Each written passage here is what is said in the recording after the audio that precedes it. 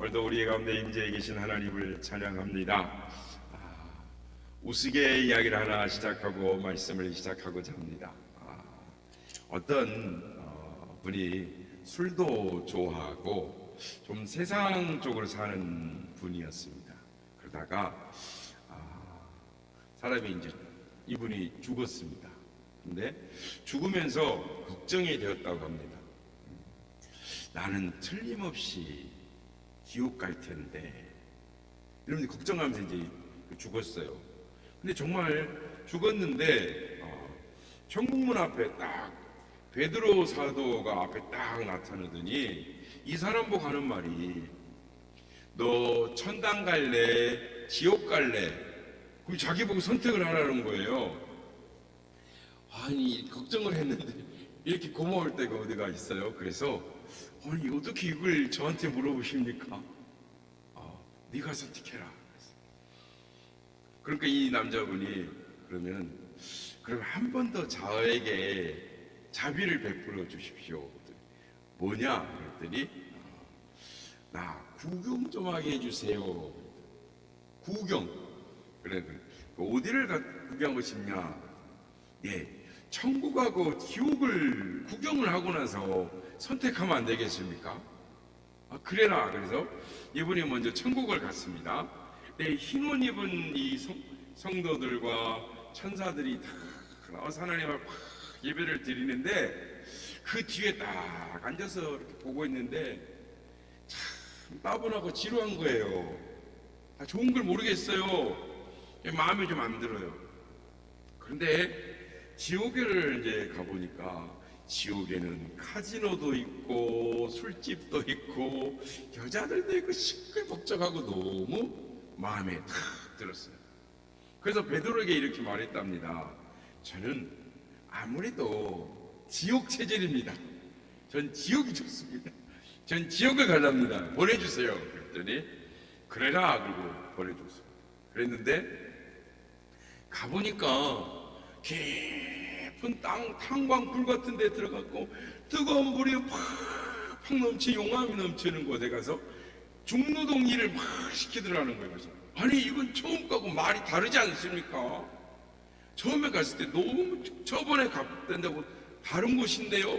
그랬더니 거기 있는 마귀가 뭐라고 그러냐면, 안내자가 하는 말, 야, 그때는 네가 관광비자로 왔고 이제는 영주권으로 왔으니까 다른 거야, 이렇게 말을 하더라는 것입니다. 여러분, 누가 천국 갈까요? 천국은 아무나 갑니까? 천국에 가서 행복한 사람이 천국을 가지, 지옥 체질인데 어떻게 천국을 가겠습니까? 안 그렇습니까? 여러분, 여러분이 예배하고 찬송하고 기도하고 성경 공부하는 것이 너무 행복해야, 그렇게 돼야지. 어쩌다가 교회 와서 항상 취미는 다른 곳에 가 있으면 되겠습니까? 사랑하는 여러분, 천국을 사모하시는 여러분들 되시길 바랍니다. 천국의 영광을 사모하셔서 하나님 나라 앞에 갔을 때에 칭찬도 받고 상급도 받고 주님 앞에 연류관도 받아 쓰시는 우리 모두가 다 되시기를 예수님의 이름으로 축복합니다. 사도 바울은 그리스도를 아는 지식이 너무 고상하답니다. 너무 만족스럽답니다. 그래서 전에 좋아하던 걸 다 버렸답니다. 싹 버렸답니다. 그리고 그리스도 안에서 얻고 그리스도 안에서 발견하려고 했답니다. 이 너무나 유명한 말이죠. 그런가 하면 그는 그의 운명을 바꿨습니다. 보십시오. 그리스도를 본받으려고 했답니다. 그럼 어찌하든지 십자가의 고난을 통해서 부활에 이르려고 했답니다. 여러분, 예수를 잘 믿고, 예수를 잘 믿는다는 것이 예수를 믿어서 잘 살고 복 받고 오래 살고 이렇게 세상에서 명예와 권력을 갖고 이렇게 잘 되는 것, 이렇게 생각하는 사람은 아직 온전한 그리스도인이라고 할 수가 없습니다. 그리스도인은 그리스도를 본받아 그리스도와 함께 고난받는 것을 기뻐하는 것입니다. 여러분, 사도 바울은 그리스도를 본받으려, 그의 죽으심을 본받으려 했다라고 하는 것입니다. 여러분, 이것을 잊지 마십시오. 요한계시록을 보면 하늘나라의 영광된 장면이 나오는데, 하늘나라에서는 그리스도를 위해서 고생을 많이 한 순교자가 높임을 받습니다. 세상에서 잘 사는 거 아무 소용이 없습니다. 그리스도를 위해서 욕먹고 오해받고 핍박당하고 매를 맞고 고생하고, 얼마나 그리스도를 위해서 죽으심을 본받아 고생했느냐, 그것만이 천국에서 인정이 되는 것입니다.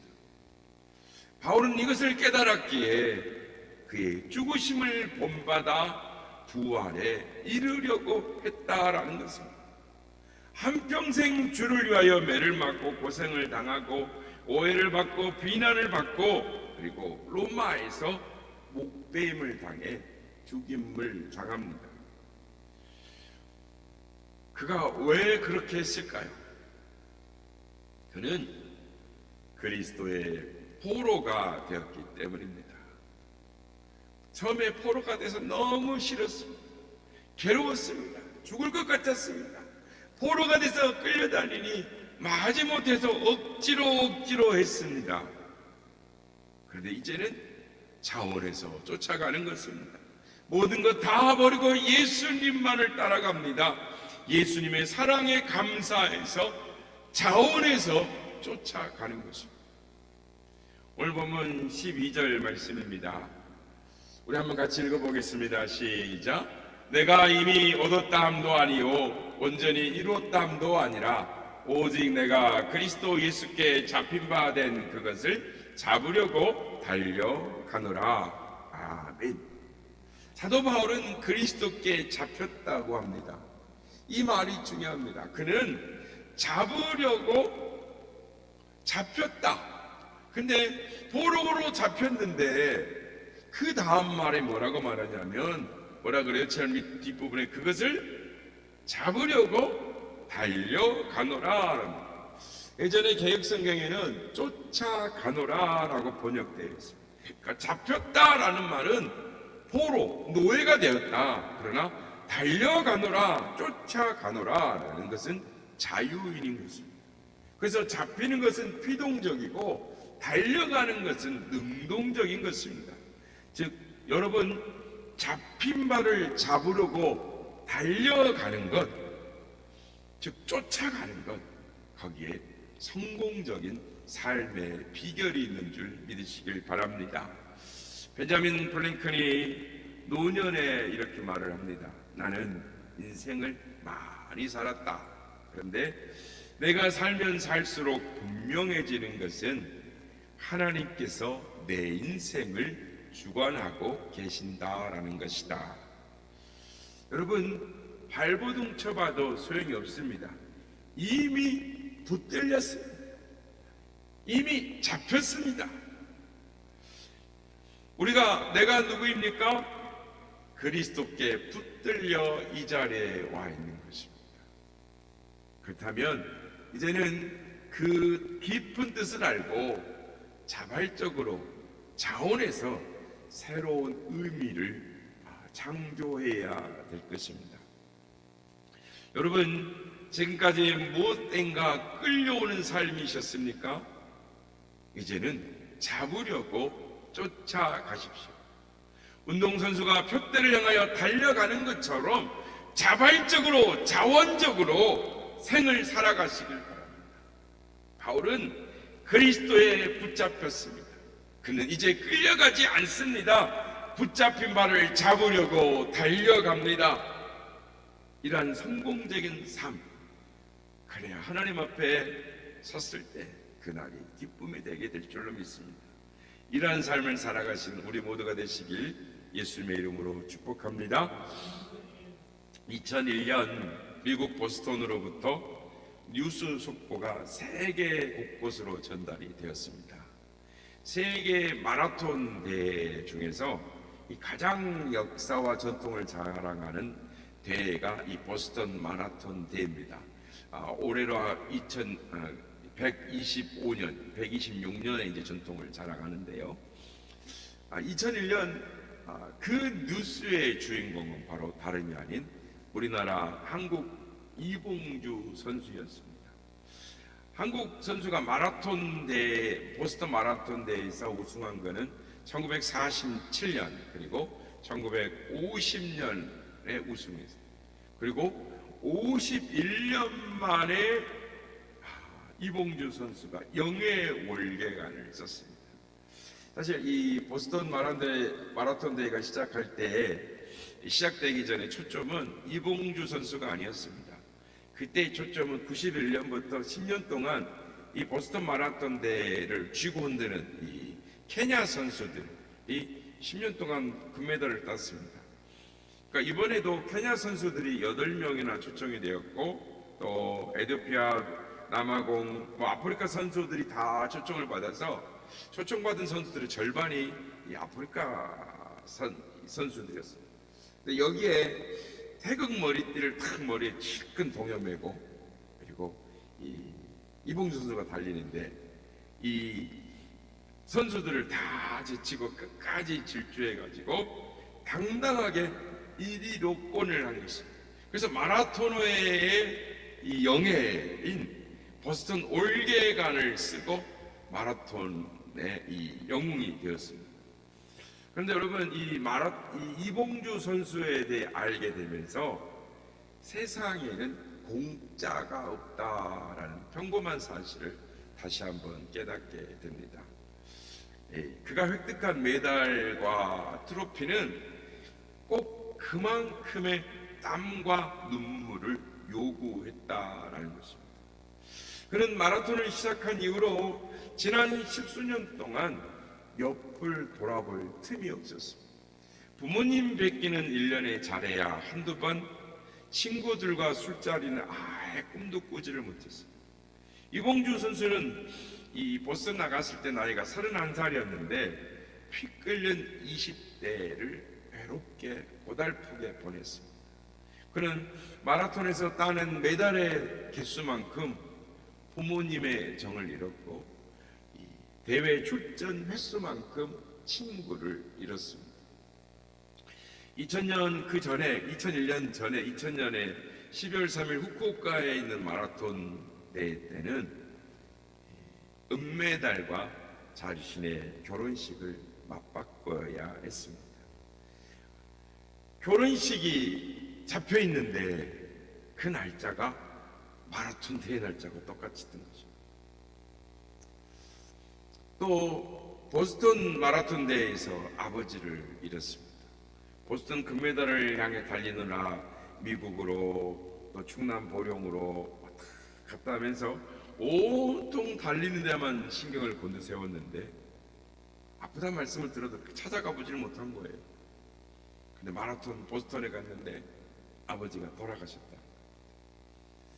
꿈에 그리던 월계관의 영예를 썼지만 이봉주 선수는 그 월계관을 쓰고 하염없이 눈물을 흘려야 했다라고 합니다. 이봉주 선수는 마라톤의 우승을 위해서 대가를 지불했습니다.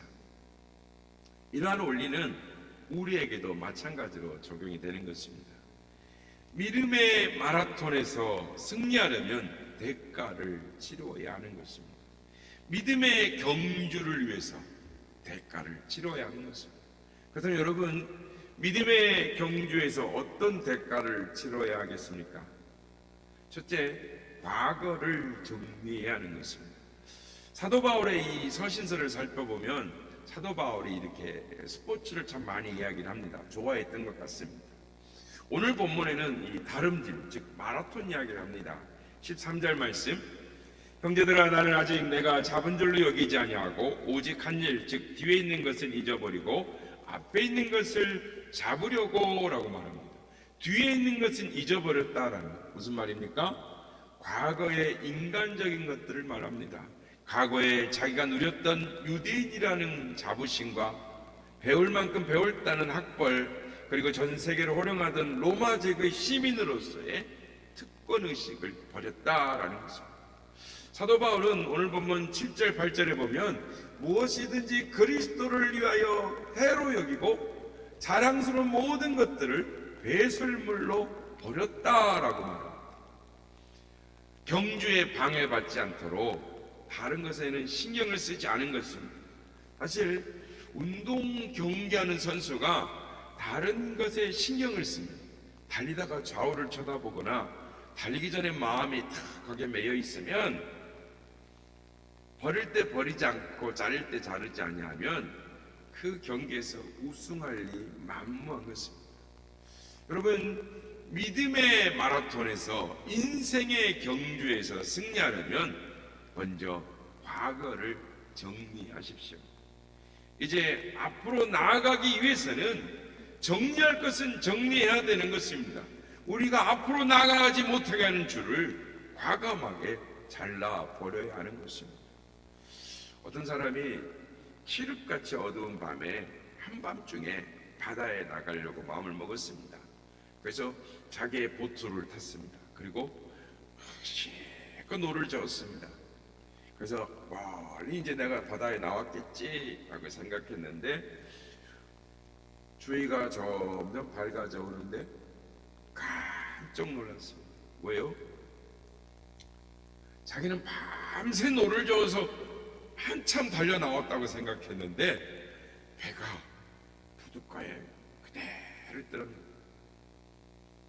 보트를 묶었던 줄 푸는 걸 깜빡했던 거예요. 줄이 길어놓으니까 자기는 나가는 줄 알고 계속 밤새 노를 젓고 있었던 것이죠. 줄을 풀어놓지 않으니까 1m도 앞으로 나아가지 못하더라는 것입니다. 여러분, 자르십시오. 과감하게 정리하십시오. 어떤 사람들은 자신을 묶고 있는 줄을 자르지도 않으면서 왜 나는 은혜를 받지 못하느냐고, 왜 우리 가정은 이 모양이냐고, 이 꼴이냐고 말을 합니다.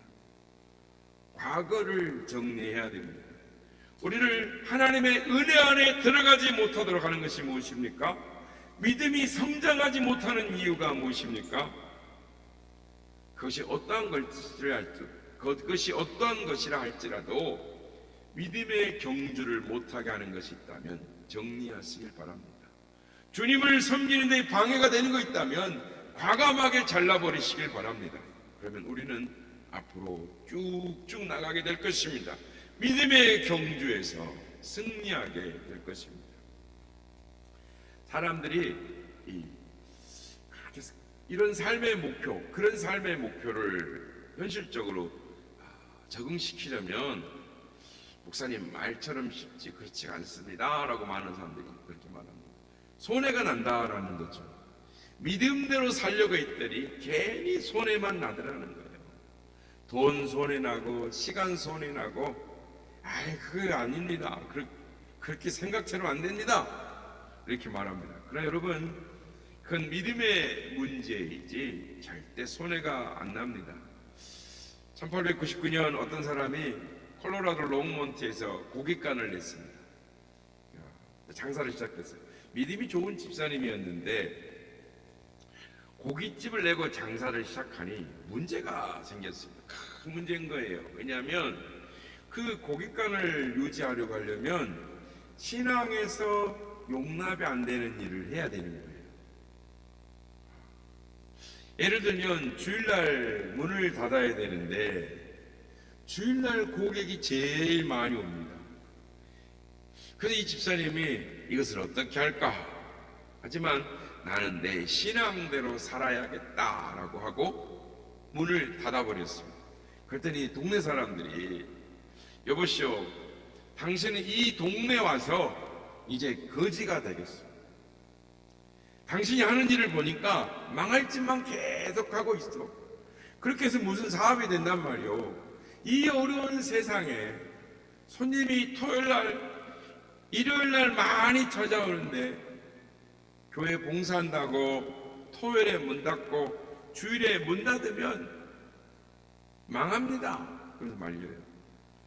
그러나 신앙에 반대되는 일이 자꾸 생기지만 이분이 끝까지 고집을 했습니다. 그랬더니 동네 사람들 내언대로 돈 한 푼 없는 망해가지고 거지가 됐습니다.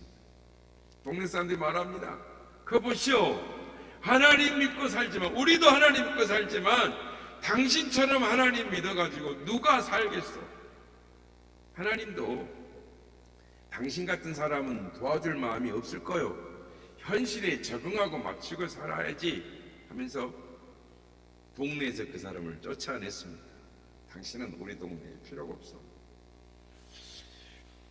그 집사님이 고집하는 성경 구절이 하나가 있었어요.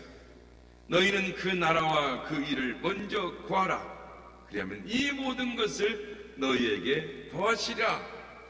이 말씀을 나의 신앙의 1차적으로 목표로 하고 살아야지. 그 마음에 그게 있었어요. 그러니까 그분은 사업 성공을 목표로 정한 것이 아니고 신앙 성공을 목표로 정하고 살았던 사람이었습니다. 그러더니 그의 이름이 점점 미국에서 알려지기 시작했는데 사업가가 돼서 1971년 95세로 죽었을 때 계산해 보니까 미국 전역에 그의 상점, 백화점을 비롯해 그 점포가 1660개나 되는 미국에서 가장 성공한 크리스찬 10대 인물에 들어갔습니다. 이분이 누구냐? 제이시 페니라는, 예전 제가 한 2년 전쯤에 설교 페니 그룹에 대해서 이야기를 했는데, 이분이 우리나라를 어려울 때 많이 유교동란에도 많이 도와줬고 또 신학교에도 많은 장학금을 보냈던 인물입니다. 두 번째로 믿음의 경주에서 승리하려면 집중해 나아가야 하는 것입니다. 바울은 다메섹 도상으로 가는 도중에 예수 그리스도를 만났습니다. 예수 그리스도께 사로잡히려 되었습니다. 그리고 그의 관심이 바뀌었습니다. 그의 인생의 목표가 달라졌습니다. 오늘 보면 12절과 14절 말씀입니다. 12절 우리 함께 읽어보겠습니다. 시작. 내가 이미 얻었다함도 아니요 온전히 이루었다 함도 아니라 오직 내가 그리스도 예수께 잡힌 바 된 그것을 잡으려고 달려가노라. 14절 시작. 표대를 향하여 그리스도 예수 안에서 하나님이 위에서 부르신 부름의 상을 위하여 달려가노라. 아멘. 12절과 14절에 공통적으로 언급된 달려가노라라는 말이 있습니다. 이 말은 헬라어로 디오코라는 말인데 추적하다라는 의미로 사냥개가 사냥물을 잡으러 쫓아갈 때, 그러니까 사냥개가 먹이를 발견하고 그걸 향해 힘있게 막 쫓아가고 추적과 달려가는 그때 달려가노라라는 디오코라는 말이 있습니다. 14절에 표대를 향하여 달려가노라. 이 표대는 스코포스라고 하는데 꼬린지점에 탁 표대를 기둥을 세워놓은 거 있죠. 저게 꼬린점이 하고 탁 기둥을 세워놓은 것이 표대인 것입니다. 사도 바울은 표대를 향하여 사냥개가 먹이를 발견한 후 전력절제에 쫓아가는 것처럼 달려간다라고 말합니다.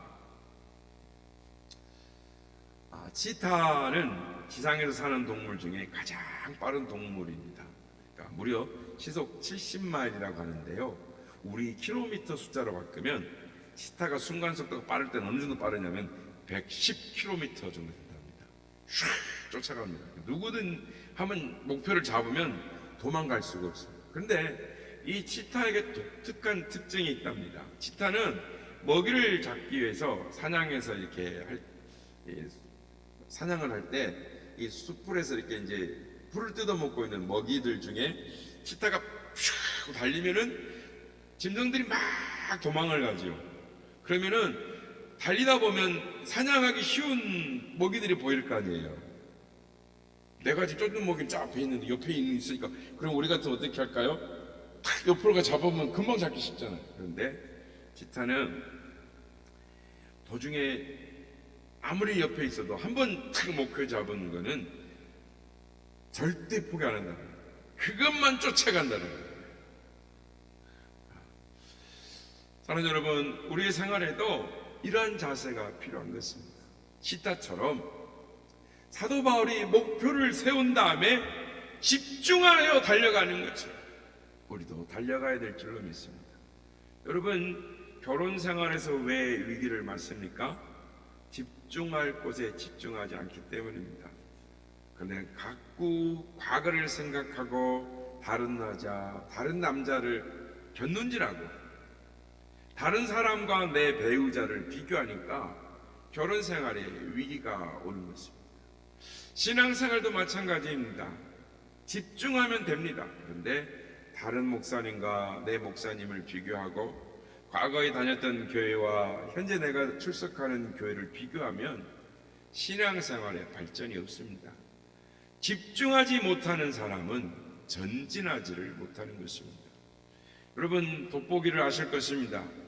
햇빛이 온 세상을 비출 때는 불이 일어나지 않습니다. 그러나 조그만 돋보기로 빛을 한 곳에 집중시키면 불이 일어나는 것입니다. 두꺼운 종이도 그 어떠한 것도 손쉽게 태워버리는 것입니다. 이것이 집중의 힘인 것입니다. 여러분, 한 가지의 목표에 집중하시기를 바랍니다. 목표 없는 신앙은 표류하기 쉽습니다. 우리에게 표대가 있어야 합니다. 그 표대에 집중해야 하는 것입니다. 그러나 중요한 것은 우리가 세상 것이 우리의 표대가 되어서는 안 되는 것입니다. 돈을 표대로 삼아서는 안 됩니다. 돈을 향하여 달려가던 수많은 사람들이 돈 때문에 어려움을 겪고 있습니다. 명예와 권력을 표대 삼아 달려가던 사람들, 그 권력과 명예 때문에 어려움을 당하는 것입니다. 돈도 명예도 권력도 우리의 스코퍼스 표대가 아닌 것입니다. 우리가 잘 아는 중국의 진시황은 중국을 다 통일한 사람이죠. 천하를 통일했습니다. 문자를 통일했습니다. 다 통일하니까 이제 외부의 적이 걱정이 되니까 만리장성을 쌓았습니다. 만리장성을 쌓고 나니까 이제 건강이 염려가 돼서 장수하고 오래오래 살고 싶습니다. 그래서 동남 동료 500명을 추려가지고 늙지 않는 불로초를 구해오라고 내보냈습니다. 그리고 자기를 대적하는 사람들이라고 생각되는 사람들은 다 죽여 없앴습니다. 근데 여러분, 이 진시황이 몇 년을 살았는지 아십니까? 49살에 죽었습니다. 천년만년 살 것 같았지만. 성도 여러분, 우리의 진정한 표대는 세상 것이 아닙니다. 우리의 진정한 표대는 무엇입니까? 오늘 본문을 통해서 사도 바울은 우리에게 가르쳐 줍니다. 예수 그리스도이십니다. 사도 바울의 표대는 믿음의 주요 또 온전케 하시는 예수 그리스도라라고 외치는 것입니다. 그는 자신의 시선을 예수 그리스도께 집중했습니다. 자신의 전생의 표대를 목표를 예수님께 두었던, 그리고 최선을 다해 달려갔습니다. 여러분, 예수님께 집중하시길 바랍니다. 우리도 바울처럼 목표를 하늘의 상을 삼으시는 우리 모두가 되시길 주의 이름으로 축복합니다. 마지막으로 미래를 준비해야 되는 것입니다. 사도 바울이 활동하는 당시에는 쾌락주의자들이 두 부류가 있었습니다. 하나는 에피큐로스, 또 하나는 스토익이라고 하는 쾌락주의자들이었는데, 스토익 쾌락주의자들은 정신적인 쾌락을 추구하는 자들이었고, 에피큐로스 쾌락자들은 육체적 만족을 추구하던 쾌락주의자들이었습니다. 그런데 이런 쾌락주의의 문화와 풍습이 교회 안에도 침투를 했습니다. 어차피 인간의 힘으로는 완전하게 주님을 닮을 수가 없으니까, 그러니까 이 세상을 마음껏 즐기고 마음껏 향락을 누려도 똑같잖아. 그러면서 육체적인 쾌락을 삼았습니다. 사도 바울은 이들을 향하여 18절에서 강력하게 경고하십니다. 18절 말씀을 같이 한번 읽겠습니다. 시작. 내가 여러 번 너에게 말하였거니와 이제도 눈물을 흘리며 말하노니 여러 사람들이 그리스도의 십자가의 원수로 행하느니라. 복음을 바꿔도 세상을 따르는 것은 십자가의 원수라는 것입니다. 말씀대로 살지 않고 자신의 배를 채우기 위해서 기쁨과 쾌락을 위해서 땅의 것을 생각하고 힘쓰는 행위가 십자가의 원수라는 것입니다. 그들의 결국은 멸망이라는 것입니다. 여러분, 이 사도 바울의 지적 앞에서 우리 자신은 어떻습니까? 우리는 어떤가요? 우리는 땅의 일만 생각하고 땅의 것만 바라보고 살지는 않습니까? 우리가 잘 아는 이야기죠. 미국의 어떤 소년 이야기. 어느 날 소년이 길에서 $5 지폐를 주었어요. 너무 기분이 좋았어요. 그런데 이걸로 끝이 나지 않았습니다. 또 그런 일이 생길까봐 땅만 보고 다녔어요. 소년의 습관이 되고 말았어요. 그래서 그는 길을 갈 때 항상 땅만 보고 살았습니다. 그래서 그가 일생 동안 죽은 것이 단추가 29,519개, 머리핀이 54,172개, 그리고 수천 개의 동전이었답니다. 그리고 자질구레한 물건들이 많았다. 그는 일평생 땅만 쳐다보고 땅의 것만 줍고 다니느라고 푸른 높고 푸른 하늘, 숲을 보지도 못하고 아름다운 꽃과 새들도 보지 못하고 자연의 아름다움을 볼 기회를 놓치고 그의 인생을 럭마주의로 마쳤습니다. 사람은 무엇을 보고 사느냐에 따라 그의 인생이 결정이 되는 것입니다. 땅을 쳐다보고 사는 사람은 땅의 것으로 살고, 하늘을 쳐다보고 사는 사람은 하늘의 것으로 살고, 미래를 쳐다보고 사는 자는 미래에 올 꿈과 소망으로 기쁨을 누리게 되는 것입니다. 사도 바울은 현재의 것에 목숨 걸지 말고 미래의 것을 준비하라 라고 권면을 하는 것입니다. 20절에 보면 그러나 우리의 시민권은 하늘에 있는지라 거기로부터 구원하는 자 곧 주 예수 그리스도를 기다리노니. 사도 바울은 현재보다 미래에 대한 기대가 있었습니다. 그는 장차 다시 오실 주님을 기다리고 있었습니다. 그리고 주님만을 대망하며 살았습니다. 왜 그렇습니까? 21절 말씀, 그는 만물을 자기에게 복종하게 하실 수 있는 자의 역사로 우리의 낮은 몸을 자기 영광의 몸의 형체와 같이 변하게 하시리라. 사도 바울은 주님이 오시면 자신의 몸이 영광의 몸으로 변하게 될 거라는 것을 기대하며 살았습니다. 부활의 몸을 기대하며 살았습니다. 미래를 소망하는 자, 그런 삶을 살라는 것입니다. 이봉주 선수 이야기를 했는데요, 마라톤 올개간을 쓰기 위해서 그가 가만히 있다가 올개간을 쓴 것이 아닙니다.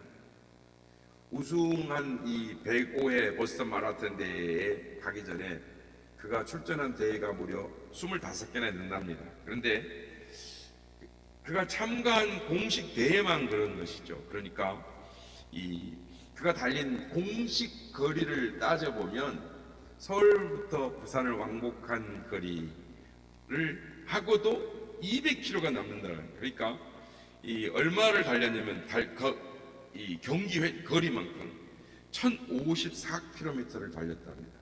그러나 그가 마라톤을 준비하기 위해서 달린 거리는 이 풀코스를 위해서 준비하는 이 훈련량은 너무 많다는 거예요. 달리는 거리 1054km는 세 발의 피라는 거예요.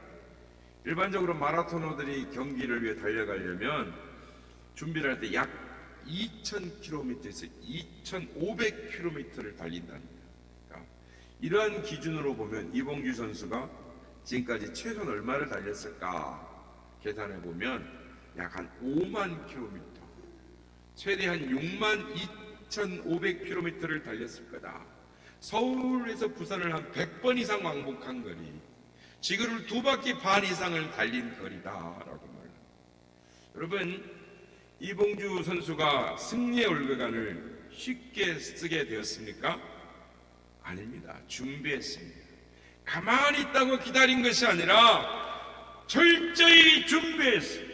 철저하게 코스를 사전 답사하고 경기 코스와 비슷한 훈련지를 물색한 후에 그곳에서 이를 악물고 달리며 경기를 준비했습니다. 사랑하는 여러분, 우리도 이렇게 미래를 준비해야 하는 것입니다.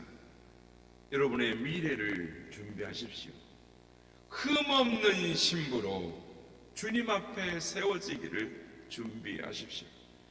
여러분, 믿음의 경주에서 승리의 면류관을 쓰시기를 원하십니까? 그렇다면 먼저 과거를 정리하십시오. 떼어낼 것은 떼어내고 잘라버릴 것은 잘라버리기 바랍니다. 그리고 우리의 진정한 표대이신 예수 그리스도, 그 예수님 한 분께만 시선을 집중하고 최선을 다해 달려가서 찬란한 승리의 면류관을 받아 쓰시는 저와 여러분 다 되시기를 예수님의 이름으로 축복합니다.